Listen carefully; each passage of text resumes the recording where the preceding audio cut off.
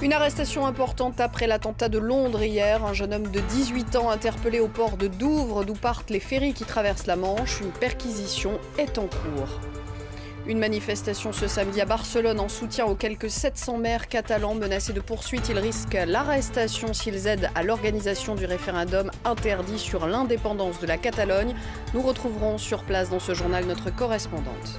Grave crise politique en Espagne autour du référendum sur l'indépendance de la Catalogne. Le camp du oui a lancé sa campagne jeudi dernier. La veille, quelques 700 maires catalans avaient été convoqués, menacés d'arrestation et de poursuites s'ils organisaient le scrutin interdit par la police et la justice espagnole.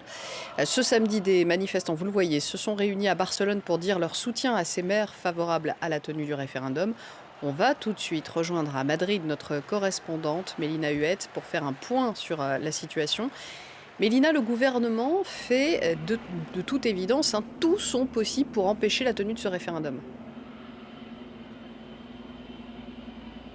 Oui, vous l'avez dit, il y a ces fameux maires convoqués par la justice, dont la plupart d'ailleurs se sont exprimés et ont dit qu'ils ne répondraient pas aux convocations, qu'ils ne se rendraient pas aux convocations, quand bien même ils seraient menacés de poursuites, voire de prison. Alors face à cela, Madrid redouble d'efforts. Hier, on l'a appris de la bouche du ministre du budget de Mariano Rajoy, les finances catalanes vont être mises sous tutelle. Concrètement, ça veut dire quoi? Ça veut dire que l'État espagnol va payer directement les fonctionnaires, les allocations sociales, entre autres. Pourquoi? Pour éviter qu'un seul euro public ne serve à financer ce référendum jugé illégal. Et puis depuis plusieurs jours, en parallèle de tout cela, il y a des perquisitions qui sont en cours pour trouver notamment les fameuses urnes qui serviront au vote. Et on l'a appris, des perquisitions pas seulement dans les mairies, dans les écoles, mais aussi dans des journaux catalans soupçonnés de connivence avec le pouvoir catalan. Certains journaux qui ont d'ailleurs été mis en garde par la justice espagnole parce qu'ils avaient publié des publicités, des annonces pour le référendum, encore une fois,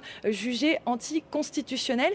Hier, Mariano Rajoy était à Barcelone pour un congrès du PP, son parti, pour dire un peu « je suis encore chez moi ici en Catalogne ». Il a tenu à féliciter, par exemple, les policiers de la Guardia Civile qui auraient, selon lui, réquisitionné 100 000 affiches de propagande, des affiches qu'il appelle de propagande. Donc ça, c'est vraiment l'artillerie lourde. Et puis, Madrid est vraiment prêt à tout pour éviter ce référendum. La dernière phrase de Mariano Rajoy à ce sujet a beaucoup fait rire sur les réseaux sociaux. Il a dit « s'il le faut, nous irons jusqu'à empêcher, jusqu'à couper le courant des bureaux de vote ». Et puis, si malgré tout cela, le référendum se tient, il y a un grand risque que le oui l'emporte. Oui, en fait, Madrid est dans une situation un peu particulière, une situation dans laquelle elle s'est mise toute seule, si je puis dire. C'est que Madrid a tout intérêt finalement à ce que beaucoup de gens aillent voter. Or, si ce référendum se tient, comme il a été déclaré anticonstitutionnel par la Cour, par le tribunal constitutionnel la semaine dernière, on voit mal Madrid dire allez voter. Non, ce sera plutôt ce référendum est illégal et donc ils vont enjoindre les citoyens catalans à ne pas se rendre à ce vote. Or, si 70% de la population catalane se dit en faveur d'un vote légal pour se prononcer sur le oui, sur le non, seuls 41% sont en faveur d'une véritable indépendance. Donc finalement, c'est seulement s'il y a une abstention massive que le oui risque de l'emporter. Et puisque ça a été jugé illégal, il y a de fortes chances que seuls les indépendantistes se présentent au vote et donc que le oui l'emporte. Mais si ce référendum a lieu, si le oui l'emporte, on peut se poser la question de la légalité tout simplement de ce vote. Il n'est pas reconnu par l'Espagne, mais il n'est pas reconnu non plus par l'Union européenne. Or, les Catalans, les indépendantistes catalans veulent rester dans l'Union européenne, être un pays supplémentaire dans l'Union européenne.